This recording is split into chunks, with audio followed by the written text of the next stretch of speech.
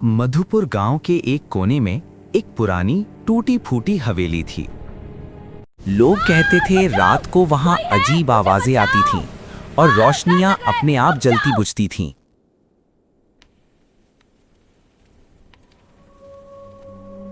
और खिड़कियों में सफेद साया जैसी नजर आती थी। इसलिए गांव वाले उस हवेली के पास जाने से भी डरते थे। लेकिन राहुल इन सब बातों को नहीं मानता था। राहुल अपने दादी के घर घूमने आया था छुट्टियों में, और वो दादी से हवेली की कहानी सुनकर हंसने लगता है। क्या तुझे विश्वास नहीं हो रहा है?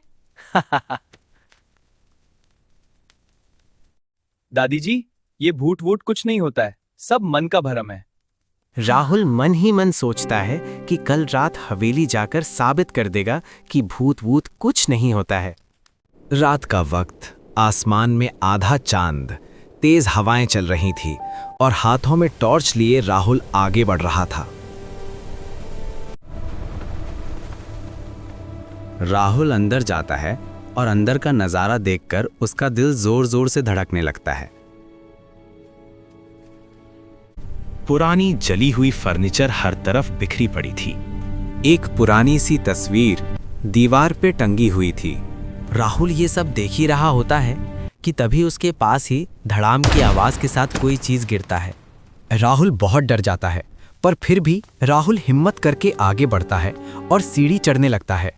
वो ऊपर एक कमरे में पहुंचता है और उसके टॉर्च की रोशनी में एक झूला चमकता है, जो कि खाली था पर अपने आप ही हिल रहा था। राहुल ये देखकर विश्वास नहीं कर पाता है और वो जैसे खुद से ही बोलने लगता है, ये कैसे हो सकता है? तभी वहां एक बच्ची की हंसी गूंजता है। कौन है उधर? राहुल जोर से पूछता है, कौन है उधर? पर कोई जवाब नहीं, सिर्फ हंसी गूंजती रहती है। राहुल घबराकर वहां से भागता है, लेकिन उसी टाइम धड़ाम से दरवाजा बंद हो जाता है। कौन हो तुम?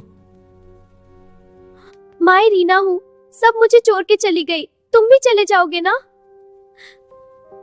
लेकिन कौन तुम्हें चोर कर चला गया और क्यों चला गया?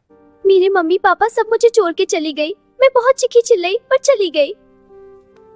यहाँ क्या हुआ था, तुम मुझे बताओ।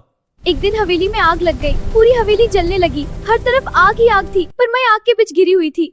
मेरी मम्मी पापा तो पहले ही निकल गई थी। मैं चिल्लाती रही चिल्लाती रही, पर कोई मुझे बचाने नहीं आई।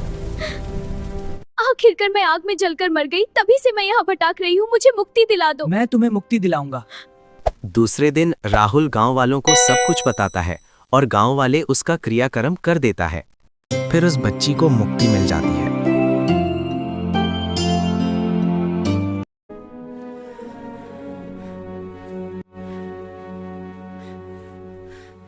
फिर गांव वालों को उधर से आने जाने में कभी कोई परेशानी नहीं होती है।